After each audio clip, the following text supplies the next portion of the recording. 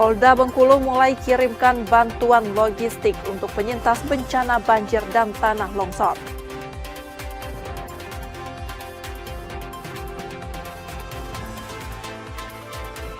Polisi menangkap pelaku pembunuhan seorang ibu rumah tangga yang merupakan keponakannya. Aksi itu dipicu kekesalan pelaku karena permintaannya untuk diberi uang tidak dipenuhi.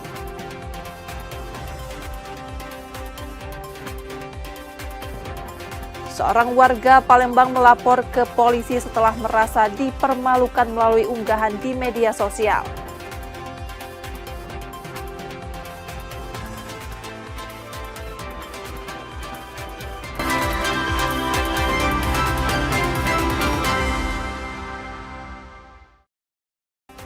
Selamat pagi saudara, apa kabar Anda hari ini? Seperti biasa, kami akan membuka hari Anda dengan sejumlah laporan menarik dari Sumatera Selatan dan daerah lain di Sumatera bagian selatan.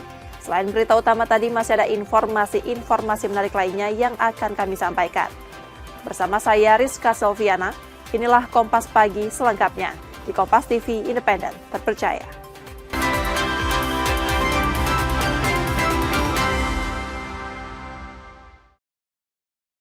Kami awali Kompas Pagi dari seorang warga Palembang melapor ke polisi setelah merasa dipermalukan melalui unggahan di media sosial.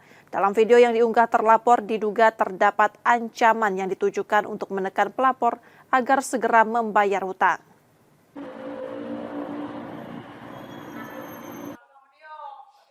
Eva Indriati, warga Jalan Dapatan Lama 29 Ilir Barat 2 Palembang, melaporkan seorang pemilik akun Facebook setelah merasa dipermalukan melalui video unggahannya. Diduga memuat pencemaran nama baik dan tekanan agar dirinya membayar hutang. Eva mengetahui unggahan tersebut dari keluarga dan rekannya. Sebelumnya ia mengaku pernah mendapat teror dan ancaman melalui pesan suara di WhatsApp terkait utang yang belum dilunasinya. Peristiwa itu membuatnya merasa malu dan mengalami tekanan psikologis, sehingga memilih melapor ke polisi dengan barang bukti tangkapan layar. Dibocor, dan aku tak boleh lagi main tempat umi. Kalau main tempat umi nyingoklah habis kau yang itu. Tahu ibu siapa yang ngatok ibu tu tahu siapa umumnya? Tahu hati ada kami soalnya. Kenal dengan ibu tak? Ibu kenal dengan dia tak? Iya. Kan kirim kawan aku. Aku tekan menyimlek kawan aku. Dia makan aku sama dia. Terus cak mana bu anak ibu sudah ibu diviral getun? Dia nangis dia nyanyi bunda cak mana bunda nya nak kawan aku cuma galau dia tu. Laporan Eva sudah diterima SPKT Polda Sumatera Selatan terkait dugaan pelanggaran Undang-Undang ITE dan akan diteruskan ke Direktorat Reserse Kriminal Khusus untuk diproses lebih lanjut. Reski Oktora, Muklas Diferensial, Kompas TV, Palembang, Sumatera Selatan. Sementara itu, Satreskrim Polrestabes Palembang mulai mengerucutkan penyelidikan kasus pembunuhan seorang pengusaha kerupuk. Identitas pelaku telah terdeteksi setelah polisi memeriksa sejumlah saksi yang terkait dengan peristiwa tersebut.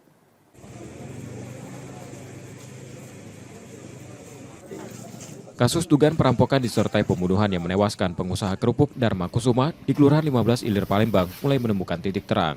Setelah memeriksa sejumlah saksi, polisi berhasil mengantongi identitas pelaku. Dari keterangan saksi, pelaku diduga berhasil seorang diri dengan ciri tubuh tinggi, gempal, berusia sekitar 36 tahun, dan mengenakan masker hitam saat kejadian. Yang berjalan, insya Allah dalam waktu dekat kita akan segera melakukan penangkapan tersangkanya karena sudah teridentifikasi dan jelas. Untuk tersangka ada berapa orang? Satu orang. Inisialnya? Nanti kita ikut dulu kamar untuk ya. Saksi sudah diperiksa semua? Sudah cukup banyak saksi, tinggal kita menangkap saja. Kita menunggu waktunya. Ya. Bermodalkan identitas awal tersebut, polisi kini melakukan pengejaran untuk mengungkap pelaku dan motif aksi tersebut. Yudi Kiswanto, Kompas TV, Palembang, Sumatera Selatan. Yang juga jadi sorotan saudara, seorang perempuan akhirnya ditangkap penjaga sebuah toko pakaian setelah diduga 5 kali beraksi di lokasi yang sama. Pelaku sempat menyangkal dan menolak dibawa ke kantor polisi. Namun tak kuasa menahan tangis ketika rekaman CCTV yang merekam aksinya diperlihatkan.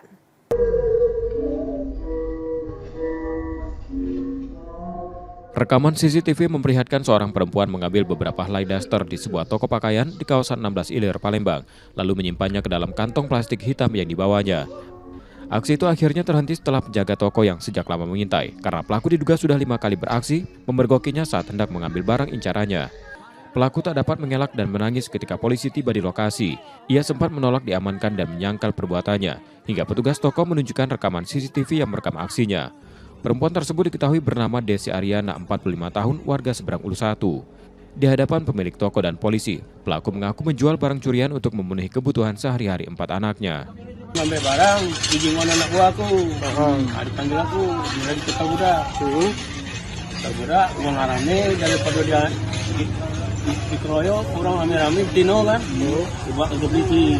Itu udah sering ngambil ini. Sering dia ini yang ketahuan 4-5 kali lah sudah. Sudah 4 kabur, juga kabur. Tadi ditangkap lagi maling lagi? Lagi nak ngemek, dia belum ketahuan dia berlari. Cekel di sini. Udah. Petugas juga menemukan sejumlah peralatan memasak yang diduga hasil curian. Pelaku kemudian dibawa ke Polsek Ilir Timur 1 Palembang untuk diproses lebih lanjut. Reski Oktora, Muklas Diferensial, Kompas TV, Palembang, Sumatera Selatan. Sementara itu, aksi pencurian di sebuah masjid di Palembang kembali viral setelah 2 pelaku nekat beraksi saat jemaah tengah khusyuk beribadah. Peristiwa ini menambah keresahan warga yang menilai kasus serupa kian sering terjadi. Rekaman CCTV memperlihatkan 2 pelaku pencurian mengenakan pakaian hitam dan putih saat menggasak sepeda motor di halaman Masjid Sukajaya, Sukarami, Palembang. Keduanya diduga mematahkan kunci stang sebelum mendorong motor keluar pagar dan kabur dengan kendaraan masing-masing. Sepeda motor tersebut ternyata milik seorang warga yang tengah melaksanakan sholat berjamaah. Aksi serupa yang kian sering terjadi membuat warga sekitar semakin waspada. Terlebih pelaku diduga berasal dari luar kawasan dan sengaja berkeliling mencari sasaran. Warga diimbau menambah kunci pengaman atau kunci ganda saat memarkirkan motor di fasilitas umum. CCTV itu mereka pernah lihat dulu masjid atau sudah lihat suasana itu kan udah aman mereka lihat. Pas kali lihat CCTV mereka langsung pakai stang itu. Kayak nyampe sini, enggak nyampe sini. Kan mereka itu kan pas kami langsung begini berdua. Oh cepatnya? Langsung cepat gitu, langsung kalau nggak salah arahnya langsung arah sana. Oh, arah ke depan kayaknya. Sementara itu, korban telah melaporkan kejadian ini ke Polrestabes Palembang dengan menyerahkan rekaman CCTV sebagai bukti, berharap kasus segera ditindaklanjuti. Reski Oktora, Muklas Diferensial, Kompas TV, Palembang, Sumatera Selatan. Sementara informasi lain, saudara diduga tak sanggup menahan kekerasan rumah tangga. Seorang perempuan di Palembang mencoba mengakhiri hidup dengan melompat dari jembatan Ampera.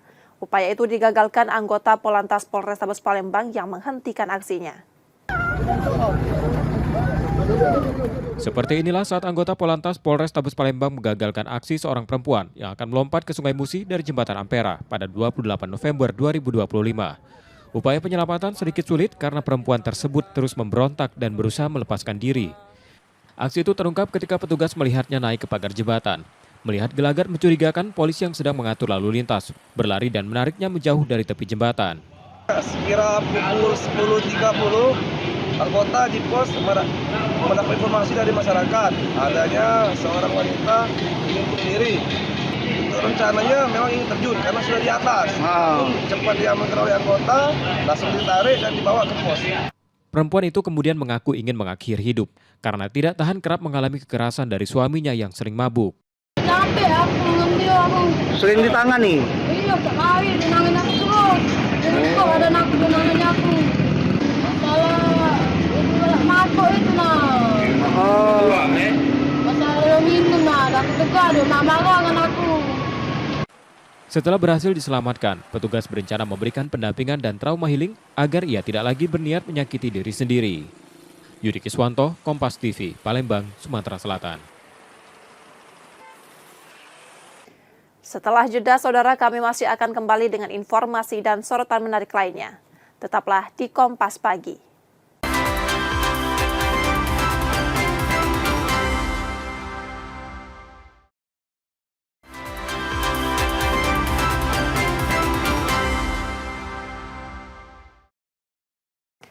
Saatnya kita akan melihat sorotan dari daerah di Sumatera bagian selatan, saudara.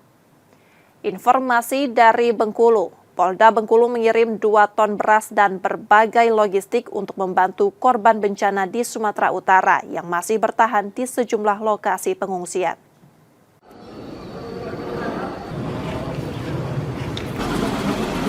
Bantuan kemanusiaan dari Polda Bengkulu diberangkatkan Senin pagi menggunakan 6 truk Brimob dari Polda Bengkulu. Logistik yang dikirim mencakup 2 ton beras, makanan siap saji, popok dan susu bayi, serta pakaian untuk para penyintas yang masih bertahan di titik pengungsian. Seluruh bantuan dihimpun dari personel Polda Bengkulu dan masyarakat yang tergerak membantu korban bencana di Sumatera. Kemudian dari 3 lokasi Bengkulu diprioritaskan kepada Polda Sumatera Utara. Polda Sumbar itu nanti akan dari Jambi maupun dari Lampung. Untuk Aceh itu dari Sumsel, kemudian dari Babel. Kalau demikian. Berarti prioritas kita di Ya, Sumatera Utara. betul, Sumatera Utara. Karena sudah ada pembagian.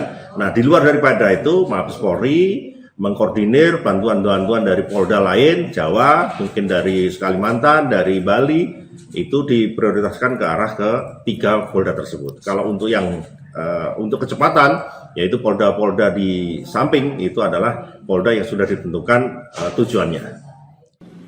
Bengkulu diprioritaskan untuk mendukung Polda Sumatera Utara, sejalan dengan pembagian wilayah bantuan yang telah ditetapkan Mabes Polri. Bantuan ini diharapkan segera tiba di Polda Sumatera Utara, agar dapat langsung disalurkan ke warga yang membutuhkan di lokasi pengungsian. Tim Liputan, Kompas TV, Bengkulu.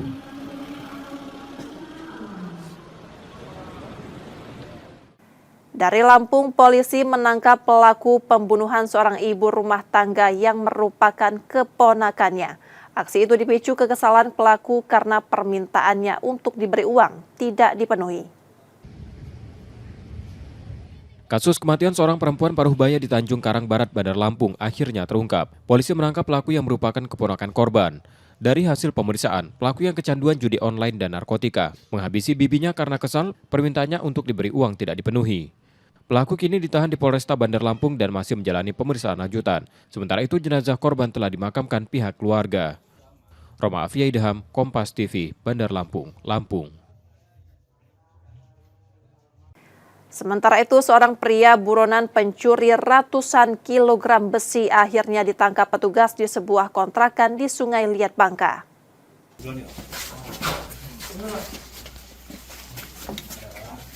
Seorang terpidana kasus pencurian 880 kg besi diringkus di sebuah kontrakan di Sungai Liat, Bangka. Junaidi alias Rahmat merupakan buronan yang sebelumnya mencuri besi di atas sebuah kapal. Tanpa perlawanan dibawa ke Kejaksaan Tinggi Kepulauan Bangka Belitung untuk proses administrasi sebelum diserahkan ke Kejaksaan Negeri Bangka untuk menjalani eksekusi. Junaidi rencananya akan dipindahkan ke rutan kelas 2B Bukit Semut, Sungai Liat untuk menjalani hukuman sesuai putusan pengadilan. Berdasarkan putusan Mahkamah Agung, ia terbukti melakukan pencurian 800 kg besi dan dijatuhi hukuman penjara 1 tahun. Kronologis perkaranya, terpidana ini bersama dengan 4 orang teman-temannya bersama-sama melakukan pencurian di atas kapal, di mana telah pencurian besi, di mana telah menimbulkan kerugian sebesar 400 juta rupiah.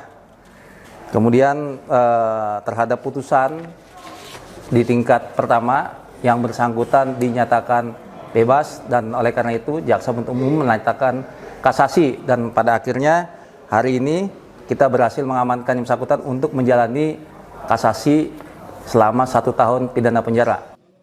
Sejumlah barang bukti termasuk 2 telepon genggam, 1 mobil tabung oksigen, serta alat pemotong dikembalikan ke pemiliknya. Nanda Ardiansyah, Kompas TV, Pangkal Pinang, Kepulauan Bangka Belitung. Yang juga jadi sorotan saudara, curah hujan tinggi memicu banjir yang merendam 12 desa di Kabupaten Kerinci. Pemerintah daerah melakukan penanganan di wilayah terdampak untuk meminimalkan dampak yang lebih luas.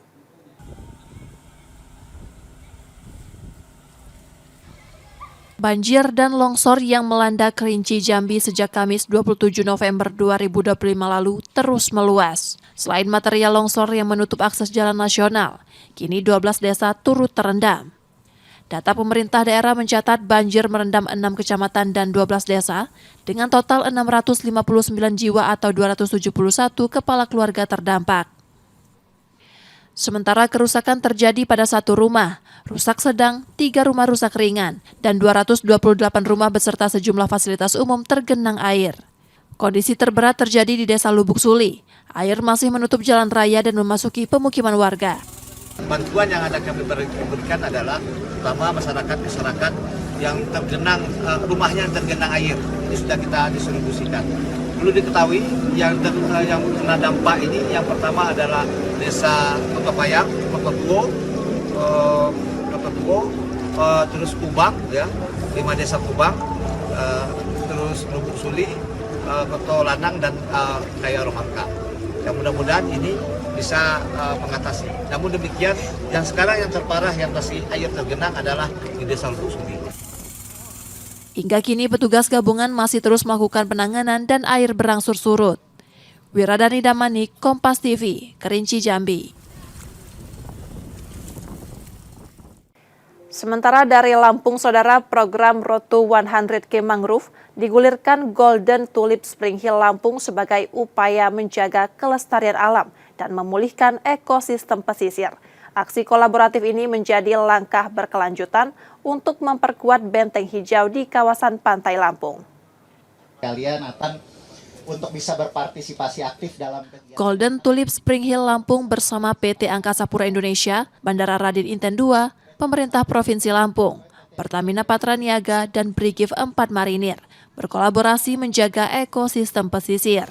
Sinergi lintas instansi ini diwujudkan melalui penanaman 50.000 batang mangrove yang selama 2 tahun terakhir dilakukan di bibir pantai Marine Eco Park Kabupaten Pesawaran. Pertama, sampaikan apresiasi dulu kepada seluruh peserta kolaborasi, baik dari Golden Tulip, Angkasa Pura, Pertamina, kemudian semuanya ya yang hari ini turut berkolaborasi.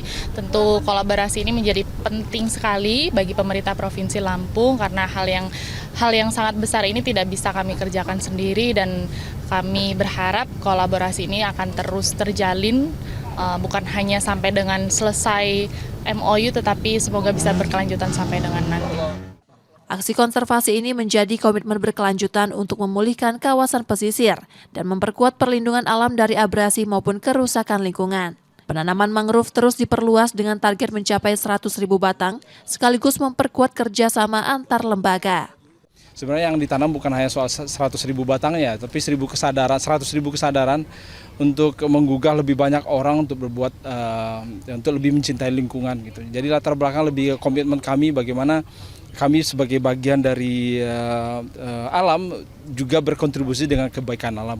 Menanam mangrove itu bukan hanya sekali menanam, tapi butuh evaluasi, butuh monitoring dari yang kita tanam hari ini. Mungkin kita harus monitoring rutin gitu untuk memastikan surviving rate itu tuh bisa sesuai dengan yang diharapkan. Jadi ini bukan soal simbolik kita tanam hari ini itu setelah itu kita tidak monitoring, tapi untuk mencapai 100.000 tadi harus konsisten untuk menanam dan untuk memonitoring, memastikan mangrove tumbuh dengan sesuai harapan.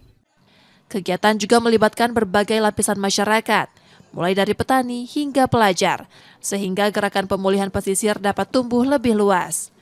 Amat sangat dimungkinkan untuk keberlanjutan program ini karena memang salah satu program CSR kami itu ada yang concern terkait dengan lingkungan.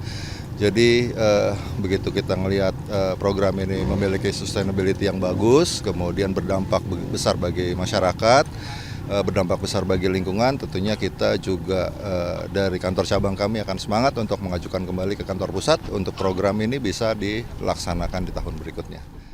Golden Tulip Spring Hill Lampung berharap aksi menuju 100.000 mangrove tidak berhenti pada seremoni, tetapi menjadi upaya jangka panjang yang memberi dampak bagi lingkungan Teluk Lampung. Rian F. Winarta, Diki Aditya, Kompas TV, Pesawaran, Lampung. Demikian saudara sorotan dari daerah di Sumatera bagian selatan. Sesaat lagi kami akan kembali. Tetaplah di Kompas Pagi.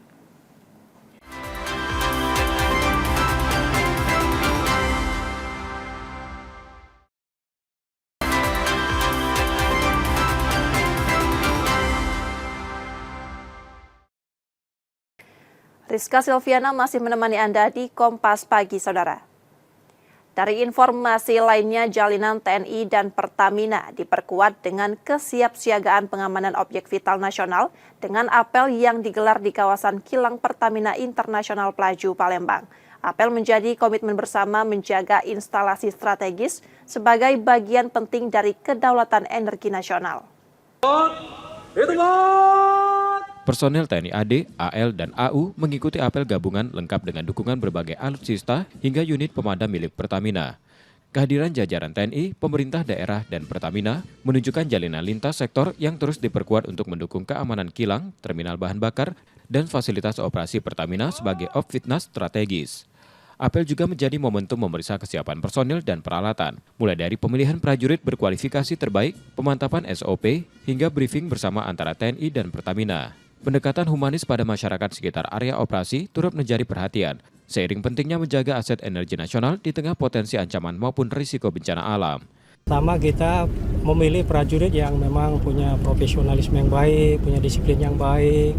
Kemudian kita bekali dengan SOP yang berlaku di kita sendiri, termasuk juga nanti ada pembekalan dari Pertamina. Kemudian juga kita laksanakan sering briefing bersama sehingga yakin, termasuk juga perlengkapannya. Kita cek, ya, baik itu perlengkapan perorangan, perlengkapan satuan. Kita yakin bahwa prajurit yang kita berikan bantuan kepada PT Pertamina siap melaksanakan tugas dengan maksimal. Sebagai salah satu tulang punggung pasokan energi, KPI Pelaju berdiri di atas lebih dari 400 hektar dan dioperasikan lebih dari 900 pekerja menjadi kawasan vital yang dijaga. Komitmen yang sangat jelas dari Pak Panglima, Pangdam 2 Sriwijaya untuk mengamankan objek vital nasional. Saya kira Pertamina, khususnya Pertamina RU 3 Pelaju, tidak hanya profesionalisme di operasional kilang, tetapi juga kami menyadari bahwa pengamanan objek vital merupakan tanggung jawab bersama. Semangat memperkuat kekompakan ini sebagai dasar untuk keamanan dan kelancaran distribusi energi nasional. Tim Liputan, Kompas TV, Palembang, Sumatera Selatan. Dari informasi lain, Saudara, seorang warga Muara Enim, Sumatera Selatan menjadi korban penganiayaan setelah dituduh mencuri buah kelapa sawit milik sebuah perusahaan. 2 petugas keamanan perusahaan diduga memukul, merusak kendaraan, dan mengambil uang tunai yang dibawa korban. Ade Oktaria, warga Muara Enim, melaporkan 2 petugas keamanan sebuah perusahaan sawit atas dugaan penganiayaan terhadap ayahnya. Peristiwa itu terjadi Sabtu 22 November 2025 dini hari lalu, ketika ayahnya dihentikan saat mengangkut buah kelapa sawit yang dibelinya dari seorang rekan. Keduanya diduga merusak kaca kendaraan, memukuli korban hingga luka serius, serta mengambil uang 4 juta rupiah yang dibawanya. Bapak itu dicegat dari depan. Pas saat itu bapak disuruh turun, terus langsung dipukul. Mereka disiksa di situ. Mereka dipukul, terus kaca mobil dipecahi mereka, terus mereka langsung dibawa ke Polsek Muara Kuang oleh rombongan satpam itu, oleh mereka itu. Padahal bapak itu kan beli, berondol itu kan beli, bukan maling kan. Bahkan ayahnya lebih dulu ditahan di lapas Tanjung Raja karena para terlapor telah melaporkan dugaan pencurian sawit. Warga korban merasa tidak senang karena yang bersangkutan itu membeli, bukan mencuri. Yang tempat membeli tidak diamankan, sedangkan dia yang membeli tapi ditahan. Nah itu yang keluarga korban tidak senang. Bukti-bukti pendukung telah diserahkan dan laporan resmi kini diterima SPKT Polda Sumsel untuk proses lebih lanjut oleh Direktorat Reserse Kriminal Umum. Reski Oktora, Muklas Diferensial, Kompas TV, Palembang, Sumatera Selatan. Sementara itu, seorang ibu rumah tangga di Palembang akhirnya melapor ke polisi setelah berulang kali menjadi korban kekerasan suami. Lebih memilukan anaknya yang baru berusia 10 tahun turut jadi korban hingga luka sangat serius.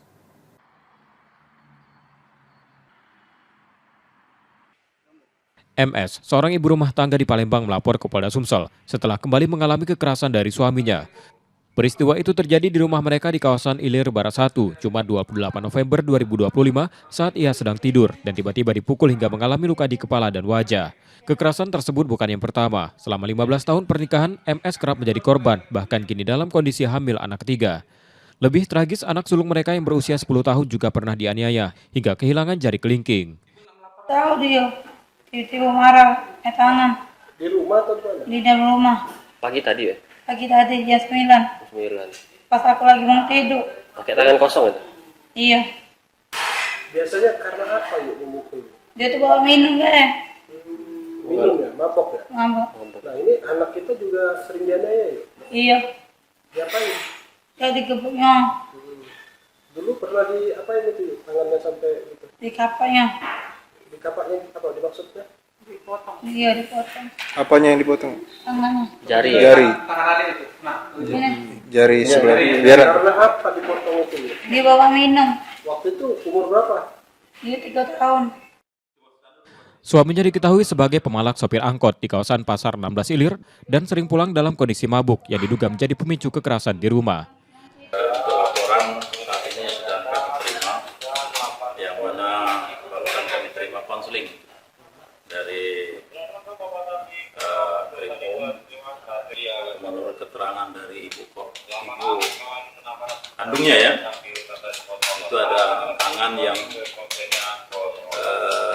sebelah kanan itu ada terputus dulu ya. Namun yang dilaporkan saat ini atas perlakuan orang tua kandungnya ya, orang tua kandungnya, yang mana orang tua kandungnya ini dipukul oleh terduga ya. Laporan MS sudah diterima di SPKT Polda Sumsel lengkap dengan bukti visum. Kasus ini akan diteruskan ke Direktorat Reserse Kriminal Umum untuk proses lebih lanjut. Reski Oktora, Muklas Diferensial, Kompas TV, Palembang, Sumatera Selatan.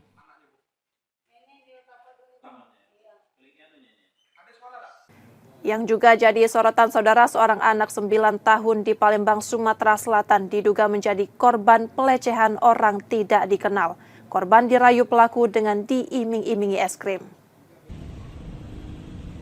Bersama keluarganya, R, anak 9 tahun yang masih duduk di bangku sekolah dasar, datang ke Polrestabes Palembang untuk melaporkan peristiwa dugaan pelecehan yang dialaminya yang dilakukan orang tidak dikenal. Peristiwa itu terjadi pada Jumat 28 November 2025 lalu di kawasan Jakabaring, Palembang. Dalam laporannya, peristiwa bermula dari korban yang sedang bermain diajak pelaku untuk membeli es krim. Korban kemudian dibawa pelaku dan mendapatkan pelecehan. Peristiwa itu terungkap setelah keluarga korban curiga korban terus menangis di rumah. Setelah korban menceritakan peristiwa yang terjadi, keluarga melaporkannya ke polisi. Untuk terduga pelapornya adalah pria Parubaya dengan badan tinggi besar, tetapi masih diselidiki terkait identitas pelaku lebih lanjut. Tadi dari laporan anak tersebut diajak untuk membeli es krim, kemudian korban mengikuti ajakan tersebut, kemudian dibawa ke TKP, dibawa menggunakan motor, dibonceng. Polisi telah menggelar olah TKP dan pelaku dalam pengejaran. Yudi Kiswanto, Kompas TV, Palembang, Sumatera Selatan. Sementara itu, seorang warga negara Pakistan ditangkap dan dideportasi kantor imigrasi Palembang setelah diduga menggunakan cara menikahi perempuan Indonesia untuk bisa tinggal dengan visa kunjungan. Praktek tersebut terungkap dalam pemeriksaan petugas yang menemukan penyalahgunaan izin tinggal.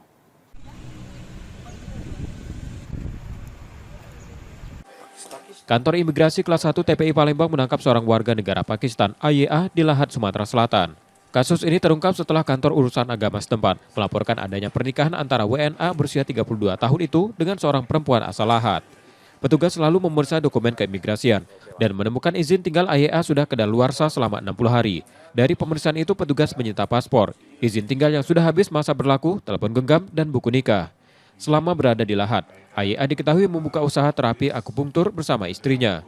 Sebelum itu ia sempat berpindah-pindah tempat, mulai dari Jakarta, Sidoarjo, hingga Mojokerto.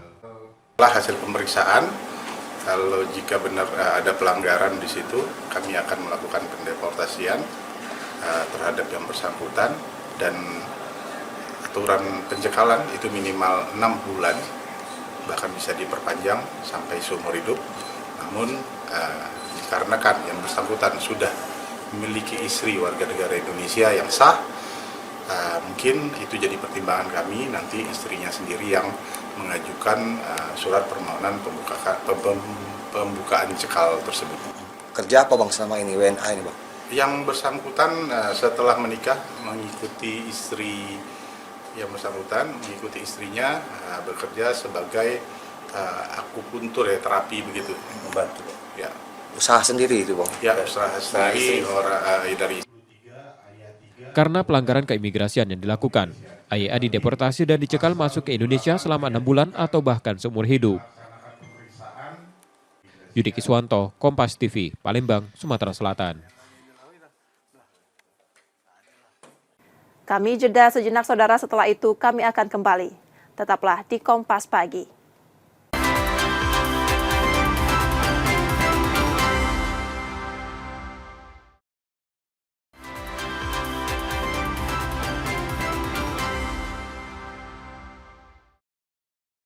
Terima kasih saudara, Anda masih menyaksikan Kompas Pagi. Jika Anda tidak sempat menyaksikan sorotan utama kami, berikut laporan utama Kompas Pagi hari ini.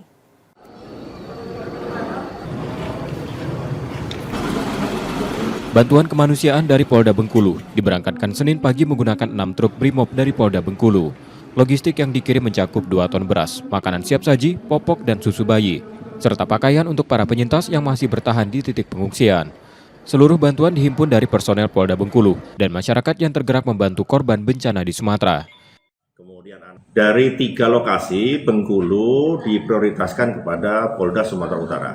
Polda Sumbar itu nanti akan dari Jambi maupun dari Lampung. Untuk Aceh itu dari Sumsel, kemudian dari Babel. Kalau demikian. Berarti prioritas kita di Ya, Sumatera Utara. betul, Sumatera Utara. Karena sudah ada pembagian. Nah, di luar daripada itu, Mabes Polri mengkoordinir bantuan-bantuan dari Polda lain, Jawa, mungkin dari Kalimantan, dari Bali, itu diprioritaskan ke arah ke 3 Polda tersebut. Kalau untuk yang untuk kecepatan, yaitu Polda-Polda di samping, itu adalah Polda yang sudah ditentukan tujuannya. Bengkulu diprioritaskan untuk mendukung Polda Sumatera Utara, sejalan dengan pembagian wilayah bantuan yang telah ditetapkan Mabes Polri. Bantuan ini diharapkan segera tiba di Polda Sumatera Utara, agar dapat langsung disalurkan ke warga yang membutuhkan di lokasi pengungsian. Tim Liputan, Kompas TV, Bengkulu.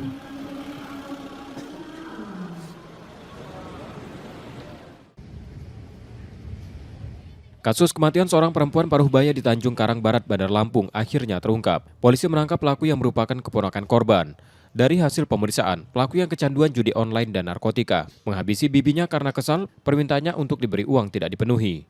Pelaku kini ditahan di Polresta Bandar Lampung dan masih menjalani pemeriksaan lanjutan. Sementara itu jenazah korban telah dimakamkan pihak keluarga. Roma Afia Idham, Kompas TV, Bandar Lampung, Lampung.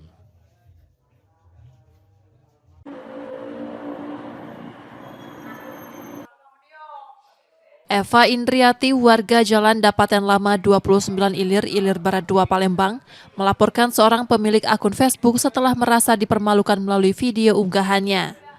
Diduga memuat pencemaran nama baik dan tekanan agar dirinya membayar hutang.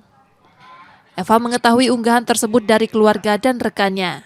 Sebelumnya ia mengaku pernah mendapat teror dan ancaman melalui pesan suara di WhatsApp terkait utang yang belum dilunasinya. Peristiwa itu membuatnya merasa malu dan mengalami tekanan psikologis, sehingga memilih melapor ke polisi dengan barang bukti tangkapan layar. Dibocor, dan aku tak boleh lagi main tempat Umi. Itu kalau main tempat Umi nyingoklah habis kau yang itu. Tahu ibu siapa yang ngatok ibu tu tahu siapa orangnya? Tahu hati ada kami soalnya. Kenal dengan ibu tak? Ibu kenal dengan dia tak? Iya. Kan kirim kawan aku. Aku tekan menyemblek kawan aku. Dia omongnya makan aku sama dia. Terus cak mana bu anak ibu sudah ibu diviral getun? Dia nangis dia nyonya bunda cak mana bunda iya nak kawan aku cuma galau dia tuh. Laporan Eva sudah diterima SPKT Polda Sumatera Selatan terkait dugaan pelanggaran Undang-Undang ITE dan akan diteruskan ke Direktorat Reserse Kriminal Khusus untuk diproses lebih lanjut. Reski Oktora, Muklas Diferensial, Kompas TV, Palembang, Sumatera Selatan. Informasi tadi saudara menjadi akhir dari Kompas Pagi hari ini. Saudara, media adalah pilar yang menjaga keseimbangan informasi. Dengan menonton program berita Kompas Pagi, Anda membantu memastikan media terus ada, menyajikan berita yang dapat dipercaya. Kembali kami mengingatkan saudara, bagi Anda yang ingin berbagi informasi atau kritik dan saran, dapat mengakses media sosial kami. Akhirnya saya Rizka Silviana pamit. Tetaplah menyaksikan Kompas TV, independen, terpercaya. Terima kasih sudah menonton dan sampai jumpa.